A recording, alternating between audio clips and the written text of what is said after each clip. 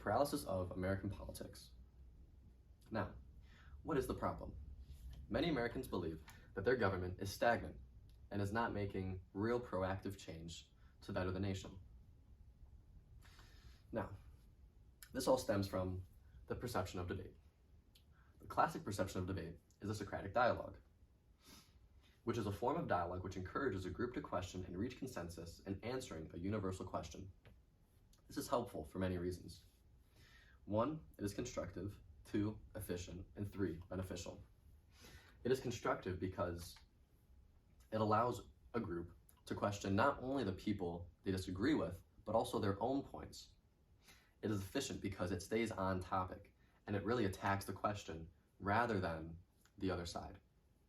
And 3, it is beneficial because they are able to reach consensus so quickly, all parties involved benefit from it. Okay, the present perception of debate is conviction, where two parties with opposing thought systems argue about who is right and who is wrong. This likely will devolve because of human nature, because of things like pride and ignorance. This is harmful for several reasons. 1, it is toxic. It allows you to create enemies rather than attack the question. You're now attacking the other party. 2, it is inefficient. Because you're able to be distracted so easily, the question does not get solved in as short of a time period. And 3, it is unproductive because you have so much bickering that you're not likely to reach a real consensus, and it just doesn't benefit anybody. So what are the causes of conviction? There are a few. 1 is it comes from sincere concern, which is valid. It's genuine, and it makes sense. You have an issue, and you have a solution to that issue, which you believe is the best possible one, and you will push for it, and you'll die on that hill. Second one, religious affiliations. Now, although most religions preach do good, avoid evil,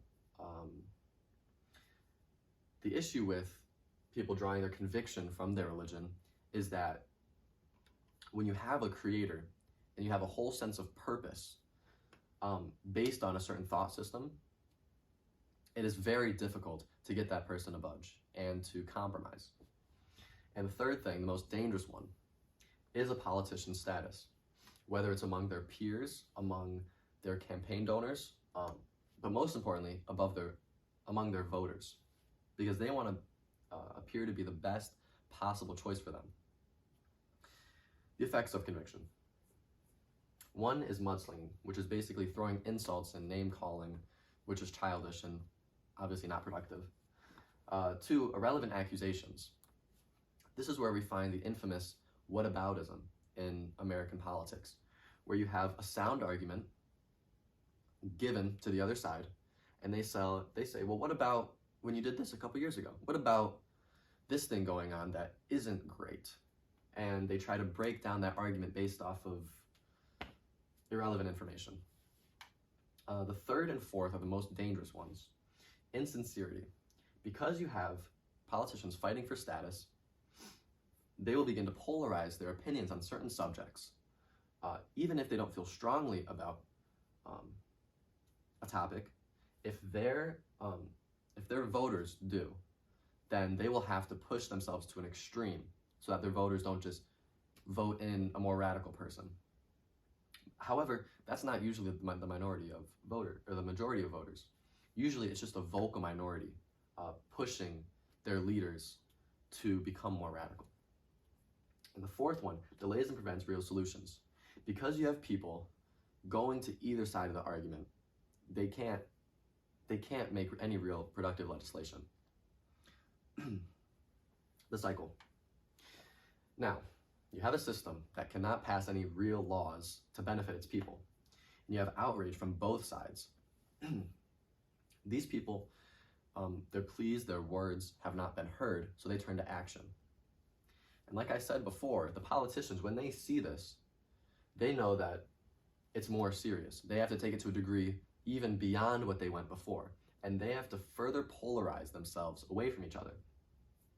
Because These are the people electing them. These are the people that decide the fate of the country. And you want to give the best solution for them, but you also want to persuade them to vote for you. Now,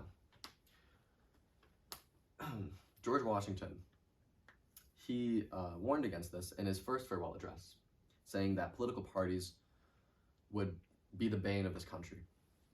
And he was right, because it came to the cycle of poor legislation, unproductivity, then the public being outraged, and then even more unproductivity. And now you have two parties, okay? One's in power, has the presidency, and then it flips. The contract flips. One side has its time corrupting the system, while the other side waits for its turn. And this is now leading to where we're headed. We're in this system, this flawed system, and we have to deal with it. Ideally, these two parties would act as a pendulum, ticking from side to side, subtly, but noticeably. And they would slowly tick and tock as they would mend the wounds of the country and fix all the illnesses found within. However, it has become like a boat, rocking violently within the storms of ignorance and pride. And therefore, water has been let in. And these parties are arguing about who's letting more water in, where the people of America just need someone to grab a bucket. Thank you.